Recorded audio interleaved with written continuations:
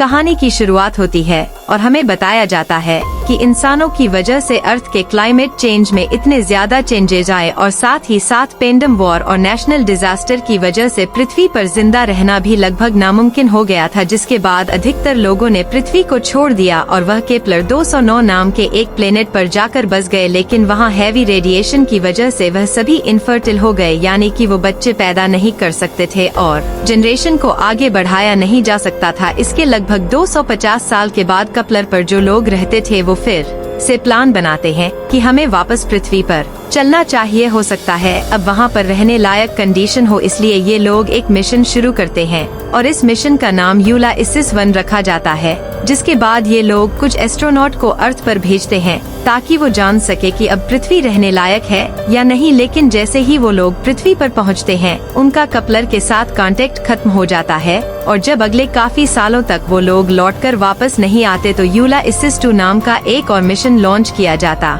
है और इस बार 3 साइंटिस्ट पृथ्वी पर आ रहे थे, लेकिन उनका स्पेसक्राफ्ट पानी में क्रैश हो जाता है। नर्विक अपने साथियों को बचाने की बहुत कोशिश करती है, लेकिन उनका एक साथी क्रैश के इम्पैक्ट की वजह से मर चुका था। टकर अभी जिंदा था, लेकिन उसकी टांग पर एक गहरी चोट आ गई थी। खैर, जब ब्लैक यहाँ के एटमॉस्फेयर को मॉनिटर करता है तो उसे पता लगता है कि यहाँ पर केपलर प्लेनेट की तरह कोई भी रेडिएशन नहीं है। जिसके बाद ब्लैक आसपास के एरिया को एक्सप्लोर करने लगती है। वो यहाँ पर अपने बायोमीटर से पानी को चेक करके पृथ्वी पर जीवन के निशान ढूंढने लगती है और तभी उसे यहाँ पर जेली फिश मिलती है और जब वो टेस्ट के लिए उसका सैंपल ले रही थी तभी वो जेली फिश उसकी कलाई पर काट लेती है। अब यहाँ पर कुछ ही टाइम के बाद चारों तरफ कोहरा छाने लगता है। ब्लैक टकर के साथ कॉल पर कनेक्ट थी। टकर उसे शटल में वापस आने के लिए बोल रहा था, लेकिन अब ब्लैक को वहाँ पर कुछ भी नजर नहीं आ रहा था। जिसके बाद टगर एक फ्लेयर को फायर करता है जिसकी रोशनी का पीछा करते हुए वो शटल की तरफ बढ़ने लगती है। लेकिन यहाँ पर कोई और भी था जिसने उस फ्लेयर को देख लिया था। अब वह आदमी टगर पर अटैक कर देता है और ब्लैक के वहाँ पहुँचने से पहले ही वह अपने आदमियों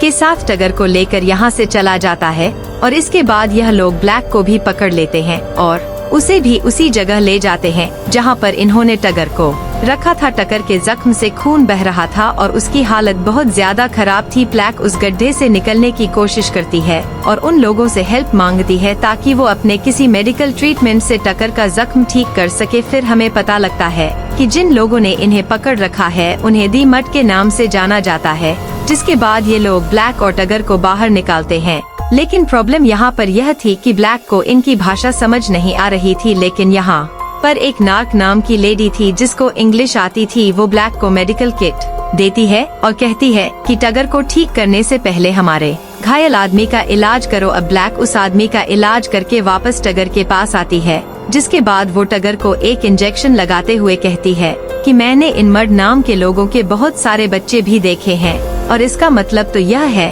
कि पृथ्वी पर जनरेशन को आगे बढ़ाया जा सकता है। यहाँ पर कर ब्लैक से कहता है कि देखो, मेरे शरीर से बहुत ज्यादा खून निकल चुका है और अब मैं तुम्हारे ऊपर और ज्यादा बोझ नहीं बनना चाहता। और यह कहकर वो एक सुसाइड पिल खाकर अपनी जान दे देता है। जिसके बाद हमें पता लगता है कि इसके पहले वाला जो प्रोजेक्ट था जिसका नाम यूलाइसिस 1 था, उसमें ब्लैक के फादर भी थे और ब्लैक के अर्थ पर आने की सबसे बड़ी वजह यह थी कि वह अपने फादर को ढूंढ सके, क्योंकि जब वो अपने फादर के साथ केपलर पर रहा करती थी तो वो उसे पृथ्वी की स्टोरी सुनाया करते थे। वो उसे बताते थे कि जब मैं छोटा था तब मैंने बहुत सारे लोगों के साथ पृथ्वी से केपलर पर माइट किया। तभी यहाँ पर इस मड ट्राइब के कुछ बच्चे आकर ब्लैक के उस गड्ढे में पानी भरने लगते हैं जहाँ पर वो कैद थी और उसकी मजाक बनाते हैं। लेकिन यहाँ पर एक माइला नाम की बच्ची होती है जो कि ब्लैक से बात करना चाहती थी, लेकिन प्रॉब्लम यह थी कि उसे ब्लैक की लैंग्वेज नहीं आती थी। जिसके बाद ब्लैक उसे एक दीवार पर चित्र बनाकर समझाती है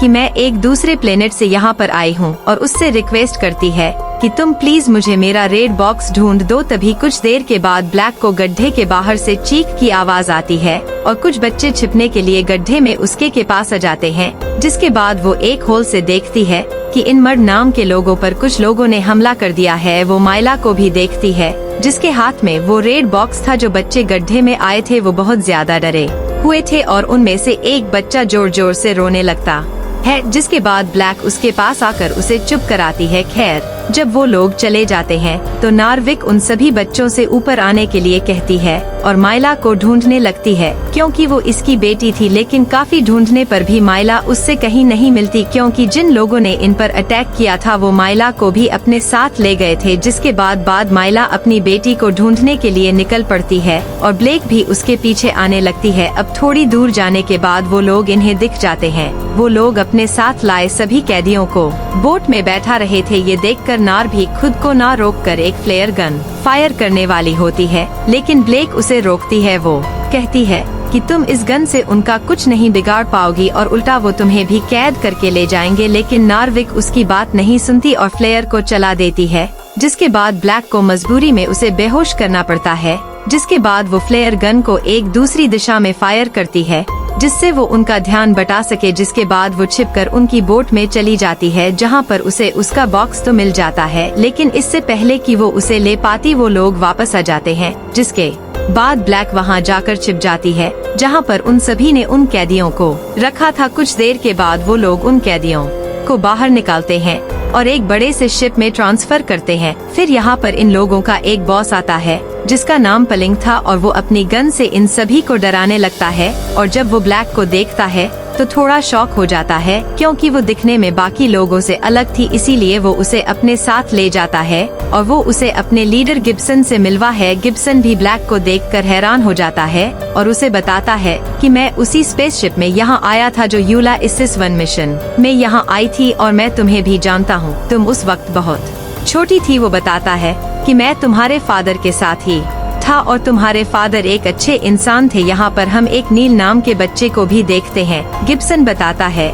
कि इसे मैंने अडॉप्ट किया था। वो ब्लेक से पूछता है कि तुम्हारे बाकी के लोग कहाँ पर हैं? वो कहती है सब मर चुके हैं और मेरा कैपलर से कांटेक्ट भी टूट चुका है क्योंकि मेरा स्पेसक्राफ्ट भी डैमेज हो चुका है और इसीलिए मुझे रेड बॉक्स की तलाश है जिससे मेरा काम आसान हो जाएगा और वह अभी भी तुम्हारी शिप पर पड़ा हुआ है, लेकिन उसे यूज में लाने के लिए हमें यूलाइसिस 1 की ट्रांसमिशन चाहिए होगी। लेकिन वो उसे बताता है कि यूलाइसिस 1 तो पूरी तरह से डैमेज हो चुका है। जिसके बाद वो ब्लैक को उसके फादर के बारे में बताता है। वो कहता है कि तुम्हारे फादर यहाँ आकर मटसन लगे और जब उन्होंने केपलर से कांटेक्ट करने की कोशिश की तो मटसुरी फादर के खिलाफ बगावत कर दी। जिसके बाद उन्होंने स्पेसशिप को तोड़कर तुम्हारे फादर को भी मार दिया। बाद में वो उसे कुछ ड्राइंग्स दिखाता है जो कि हाईटेक मशीन की थी जो कि उसके फादर ने डिजाइन की थी। गिब्सन बताता है कि हम इनमें से एक मशीन पर काम कर रहे हैं जिसका यूज करके हम इस प्लेनेट पर एक न्यू सिविलाइजेशन को बना सकेंगे। खैर अब इसके बाद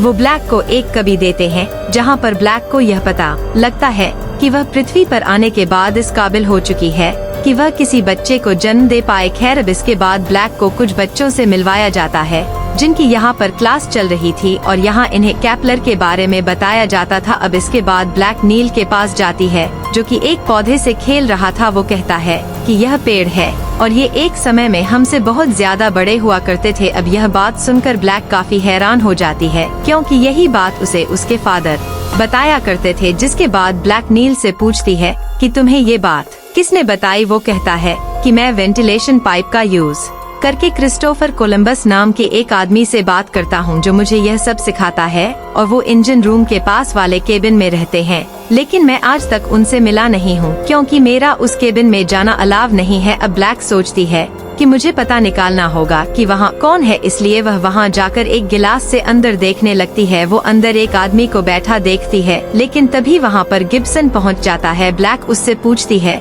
कि तुमने मेरे फादर के बारे में मुझसे झूठ क्यों कहा? अब वो उसे बताता है कि दरअसल बात यह थी कि उन सब स्पेस मशीन और स्पेस शटल को तुम्हारे फादर ने ही तोड़ा था ताकि उनका कभी भी केपलर से कांटेक्ट ना हो सके, क्योंकि वो ऐसा नहीं चाहते थे कि यहाँ पर केपलर के लोग आएं। अब ब्लैक इन बातों को कंफर्म करने के लिए केविन के अंदर जाती है, क्यों वो जान चुकी थी कि ये उसके फादर हैं, इसीलिए वो उन्हें पीछे से गले लगा लेती है और वो अपने फादर से पूछती है कि तुमने ऐसा क्यों किया, मुझे केपलर पर अकेले क्यों छोड़ दिया, क्या तुम मुझसे प्यार नहीं करते थे, तुम्हें मेरी याद नहीं आती थी? जिस पर वो कहते हैं कि देखो बेटा, मर्स के लोगों का हाल कितना बुरा है, और अगर केपलर के लोग यहाँ आ जाते तो मत्सुरी यहाँ से मिट जाता, इसीलिए मैंने सारी मशीन तोड़ दी ताकि केपलर के लोग यहाँ न आ सके। ये बात सुनकर ब्लैक थोड़ा गुस्सा हो जाती है और वहाँ से चली जाती है। इसके बाद गिब्सन ब्लैक के पास आकर उसे बताता है कि जहाँ पर तुम्हारी स्पेसशिप क्रैश हुई थी वहीं पर एक वेदर स्टेशन है,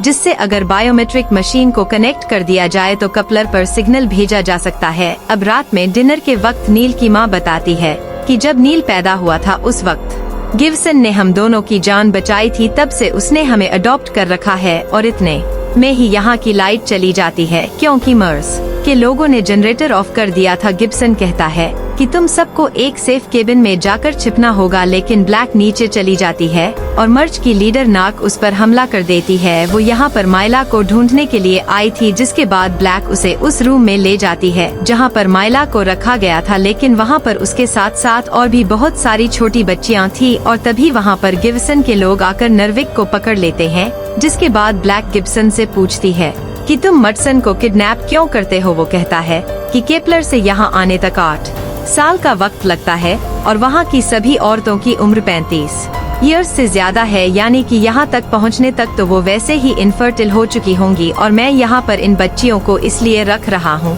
ताकि जब केपलर के लोग यहाँ पर आए तब तक ये बच्चियाँ बड़ी हो चुकी होंगी और जनरेशन को आगे बढ़ाया जा सकेगा। ब्लैक जब गिब्सन की बातें सुनती है तो बहुत गुस्सा हो जाती है और कहती है यह पागलपन है, यह सब यहीं रोक दो। लेकिन वो उसकी बात काटे हुए कहता है कि तुम्हारा बायोमेट्रिक मिल गया है और तुम्हें जल्द से जल्द उसे वेदर स्टेशन से कनेक्ट करना होगा ताकि हमारे जल्दी से केपलर से कांटेक्ट हो सके। और साथ ही वो अपने आदमियों से ब्लैक पर नजर रखने के लिए भी कहता है, जिसके बाद अपने केबिन में जाती है और देखती है कि माइला भी वहाँ पर छिपी हुई है। जिसके बाद पलिंग भी यहाँ आ जाता है। उसे लगता है कि ब्लैक यहाँ पर अकेली है, इसलिए वो उसके साथ जबरदस्ती करने की कोशिश करता है। जिसके बाद ब्लैक उसे मारती है और माइला को लेकर नाग के पास पहुँच जाती है और बाकी के मर्ट मिलकर उस शिप पर अटैक कर देते हैं। और फिर ब्लैक अपने फादर से मिलकर उन्हें सारी सच्चाई बताती है। जिसके बाद ये लोग विंडो से देखते हैं कि गिब्सन अपनी फैमिली के साथ वेदर स्टेशन जा रहा था। ब्लैक के फादर कहते हैं कि हमें उसे ऐसा करने से रोकना होगा, क्योंकि अगर कपलर के लोग यहाँ पर आ गए तो वो मटसन बना लेंगे। जिसके बाद ब्लैक सभी से आया कर वो देखती है कि गिब्सन बायोमेट्रिक को यूज करके सैंपल्स को केपलर पर सेंड कर रहा था। अब ब्लैक अपनी गन दिखाकर उसे रोकने की कोशिश करती है, लेकिन वो भी अपनी गन निकाल लेता है और ब्लैक से कहता है कि बिल्कुल भी होशियारी मत करना। जिसके बाद नील की मोम उसे बताती है कि नील तुम्हारा भाई है। जिसके बाद गफ्स नील की मोम को शूट कर देता है। अब ब्लैक अपने घर नीचे रख देती है ताकि गिब्सन नील को कुछ ना करे। अब गिब्सन कपलर पर मैसेज सेंड करने लगता है, तभी ब्लैक उसे पकड़कर पानी में गिरा देती है और गिब्सन को तब तक पकड़े रहती है जब तक वो मर नहीं जाता। और अब यहाँ पर ब्लैक भी मरने ही वाली होती है, लेकिन तभी नार वकाकर उसे बचा लेती है। इसके बाद ब्लैक अपने फादर और अपने भाई के साथ साथ सभी मर्ड्स ब्लाइंडिया कहानी खत्म हो जाती है। वीडियो अच्छी लगी हो तो वीडियो को लाइक और चैनल को सब्सक्राइब करें। मिलते हैं हमारी अगली वीडियो में।